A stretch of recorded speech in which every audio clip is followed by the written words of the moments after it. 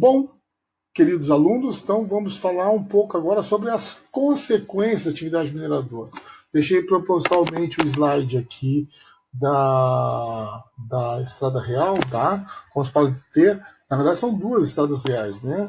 Tem uma parte aqui ao norte, quando chega ao sul se divide em direção à cidade do Rio de Janeiro, né? Capital hoje do estado do Rio de Janeiro, e uma outra pequena cidade do Rio de Janeiro chamada Paraty. Tá? Também tinha uma derivação para Angra dos Reis, também no Rio de Janeiro. Tá? Bom, então esse era o caminho. Bom, aqui está de lado, tá, gente? Mas o sentido aqui ó, é norte, e o sentido aqui é sul. Aqui aparece o estado de Minas, ó, tá bom? E o Rio de Janeiro, justamente com o sentido correto, ó, tá bom? Essa abertura aqui, ela está colocada já, né, no sul do estado de Minas e pegando já o estado do Rio de Janeiro, tá?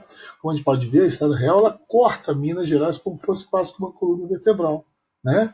Passando pelas cidades mineradoras, pelas localidades onde tinha mineração, e levando, né, esse ouro e os diamantes para o Rio de Janeiro ou Paraty para serem mandados para Portugal. Em contrapartida, chegavam produtos de Portugal, tá? Também chegavam escravos vindos da África, né? Nesses portos. E esse, então, os tantos escravos quanto os produtos eram trazidos aqui para as cidades, tá? Os nomes que aparecem aqui são nomes mais atuais, né? Alguns desses nomes são nomes de épocas também, tá? Mas muitos nomes já sofreram modificações. É o caso, por exemplo, do Diamantina, que chamava-se Cerro do Frio, tá bom? É o caso também de Ouro Preto, tá? Que chamava-se Vila Rica, né? Então nós temos aí cidades que sofreram já modificações de nome, tá bom? Algumas ainda continuaram com os nomes da época colonial. Vamos mudar o slide agora. Isso aqui é uma tabela interessante sobre a quantidade de ouro produzido, ó, tá? Em torno de cada décadas, né?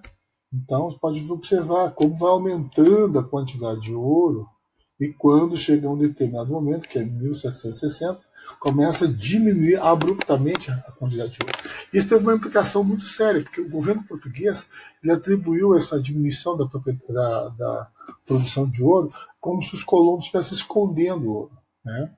Não querendo pagar o quito. O que acontecia também, né? Havia muita sonegação de impostos. Mas aí o governo, então, faz uma série de. O governo português toma uma série de medidas, vamos dizer assim, no sentido de punir a população. E a maior delas é a chamada derrama, que era uma cobrança dos impostos obrigatórios. Nós vamos ter oportunidade de falar disso quando formos falar da Inconfidência Mineira. Tá? Então, a atividade mineradora ela também acabou incentivando movimentos políticos no Brasil, entre eles o movimento de independência. Né? A independência do Brasil começa em Minas Gerais com o movimento da Inconfidência Mineira, certo?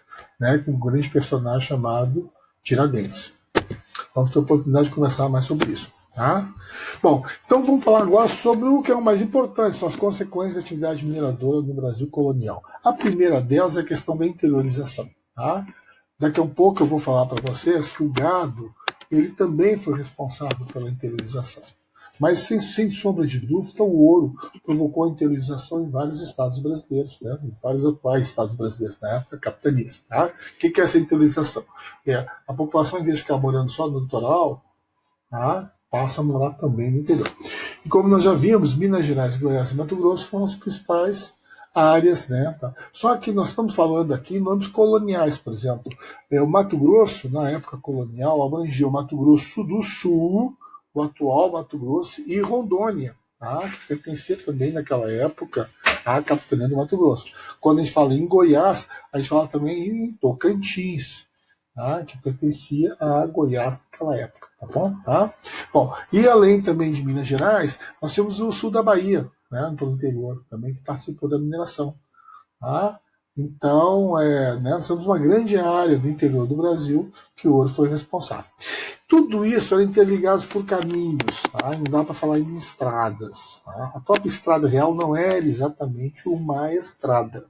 Tá? Eram, na realidade, caminhos, né? Alguns que as carroças podiam passar, conseguiam passar. Mas a maioria era tráfego de mula mesmo e carroções de boi. Tá?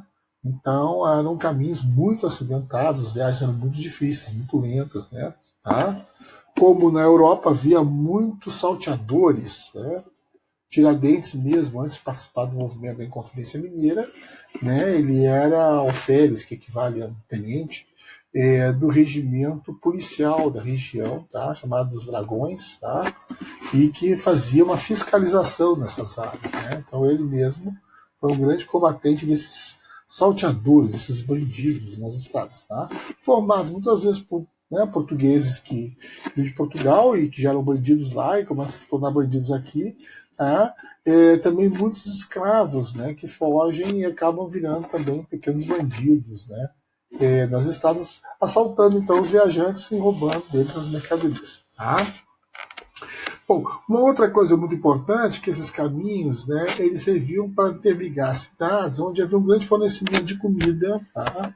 Por exemplo, a carne, né, a carne de boi seca, né, o chamado carne-sol, que era um dos produtos muito importantes, tá? Forneciam alimentos como, por exemplo, o arroz, feijão, milho, mandioca, tá? As cidades mineradoras geralmente elas não produziam comida na sua volta, porque as pessoas ali estavam envolvidas com a mineração. Então, né, fazendeiros de outras regiões acabavam fornecendo comidas. Tá? Além disso, muitos animais também vivos. Tá? E entre os animais vivos mais comercializado, o jumento, né? A mula, tá? Que é um animal que não é exatamente um cavalo, mas é tão boa quanto um cavalo no sentido de transporte. Tá? O cavalo é muito bom, é muito veloz, bonito, etc. Mas nos caminhos, nas estradas, nas viagens longas, a população preferia a mula, que era mais confortável para viajar. Além disso, transportava uma grande quantidade de peso. Né? Os tropeiros usavam muitas mulas, como se fossem caminhões, né? Tá? Colocando, então, no lombo das mulas, né, um tipo de sela para carregar cestos, né, carregar caixas, e assim poder levar os produtos de um lugar para o outro. Tá? Nessa consequência também, nessa linha de consequências, temos a urbanização, né? Primeiramente a gente viu que os bandeirantes fundaram arraiais, né, que era um vilarejo muito simples, né, casas muito improvisadas, com construções de madeira, com palha, quase como fossem aldeias de índios, né? Mas que com o tempo começa também a se usar a pedra, o adobe, né, que é o barro, tá? E eventualmente os tijolos, né? Você começa a fabricar telhas também, né? Correto? Para cobrir essas construções. Aí algumas construções eram bastante sofisticadas, igrejas, né? Tá? Casas comerciais, depois vem palácios, né? Tá? Então essa urbanização ela vai se tornar constante na região da mineração, porque é uma população que não é rural exatamente, né? Uma população que trabalha lá no garimpo, trabalha na mina, mas mora na cidade, né? Mora na cidade de volta, tá? E em Ouro Preto a gente pode observar isso, tem várias minas em torno de Ouro Preto, né? Algumas até hoje são utilizadas, né? E, e justamente a população da cidade, né, saía de manhã cedo, ia para esses locais de trabalho, depois retornavam para casa. Né? Algumas vezes não dentro da cidade. A mina do Chico Rei é dentro da cidade. Né? Então esse tipo de coisa era bastante comum. Bom, a arte que vai ser construída, os prédios, as imagens dos santos, tá? As casas, de uma forma geral, as igrejas, é a arte que está em moda na Europa, chamado barroco, que sucedeu o Renascimento. Tá? Então, aqui em Minas Gerais, e no Brasil de uma maneira geral, nós vamos ter fortemente influência do barroco, que nós chamamos de arte colonial, tá? Que são aquelas imagens que nós já passamos aqui de algumas cidades. Né? Vamos ver aqui, ó, só um pouquinho. Só agilizando aqui o nosso visor, né? Que é ótimo aqui, ó. Isso aqui são construções tipicamente chamadas barroco, né? Da época colonial, ó. Então, são essas construções. Tá? Tem uma predominância dessas cores, o branco com as janelas e frisos azuis, tá? Que nós chamamos de cor patrimônio. O que significa isso? Na realidade, as construções não eram originalmente dessa cor, mas quando o patrimônio histórico desenvolveu um projeto de recuperação de muitas dessas residências, ele padronizou essas cores azul e branco para facilitar a compra de tinta, etc. Né? E aí então ficou, né? Muita gente que acredita que os prédios coloniais sempre foram azul e branco. Não é bem verdade isso. Os prédios coloniais tiveram diferentes cores no passado. Tá? Mas a cor azul e branco se tornou bastante comum. A gente identifica os prédios coloniais muito facilmente por uso dessas cores. Bom, também surgiu uma sociedade bem mais complexa que a sociedade do açúcar, tá? Formada por diferentes profissões. Tá? Militares, que foram trazidos para cá, ou então, né, muitos brasileiros acabaram sendo contratados como militares para formar as tropas que faziam vigilância à segurança da região. Tá? Comerciantes, né? Também a mesma coisa.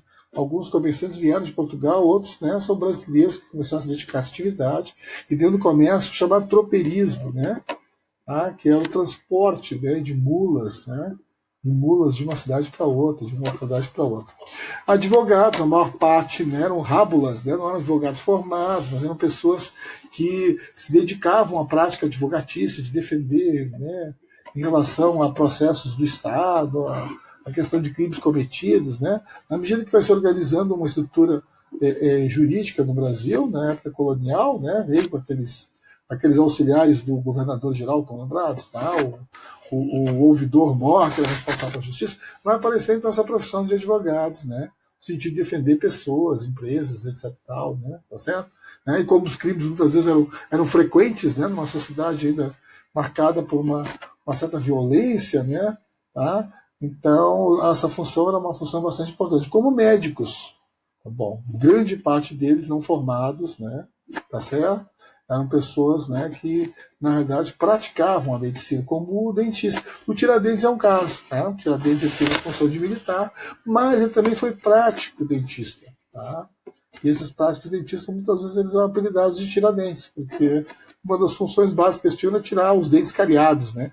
Já que não havia muitos tratamentos diferenciados além desse.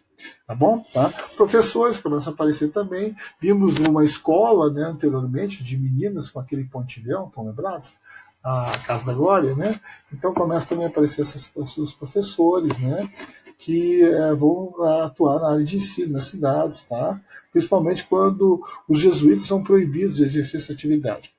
E vamos ter os artistas, os arquitetos, grande parte deles oriundos, inclusive, de população escrava.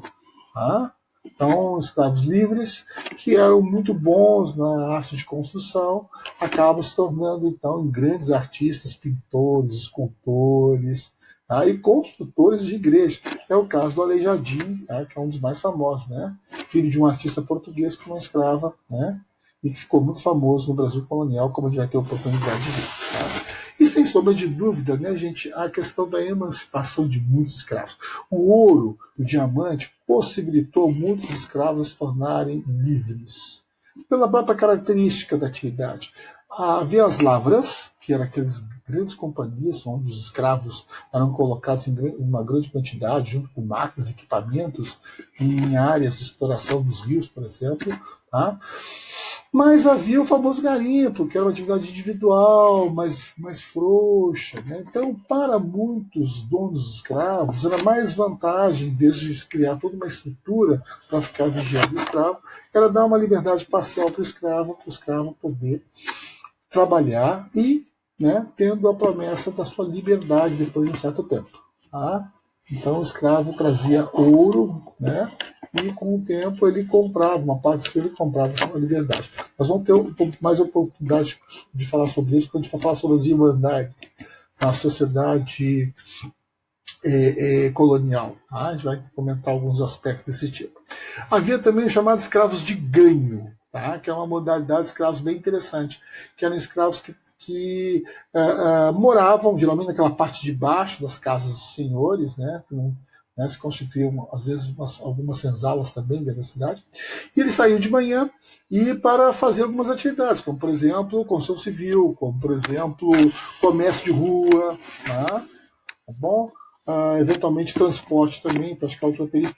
Então, ele pagava por mês um dinheiro para o seu dono, tá? Ou para a sua dona. Tá? Havia muitas senhoras viúvas, né, cujos maridos morreram, tá? E herdaram muitos escravos. Né? Então, o que fazer com esses escravos todos? Eu não tinha condições de conduzir a mina de ouro. Né? Então, dava liberdade para esses escravos. Muitos se tornavam comerciantes, né? Uns tornavam-se quituteiros, faziam doces para vender. Né? Tá? Nós temos aquela figura tradicional da baiana, né, em Salvador, que são aquelas mulheres que, vestidas de baiana, que são roupas de escravas da época colonial, vendem acarajé, vendem quindim. Né? Então, é tipicamente o chamado escravo de ganho, né? Aqueles escravos que ficavam trabalhando na rua e tal, uma certa liberdade, né? Até praticamente como pessoas livres, né? Se confundia o escravo de ganho às vezes com o forro. A diferença é que o forro tinha uma certidão que provava a ele que ele era um homem livre. Tá? E com isso nós acabamos a nossa aula sobre mineração, mas vamos conversar no fórum, vamos conversar na videoconferência na próxima quarta-feira, tá? Né? Ou no box privado, tá bom? Tá? Então vocês vão tirar as dúvidas disso. Mas na próxima aula eu vou falar sobre criação de gado, ok? Vou encerrar aqui para a nossa aula não ficar muito pesada.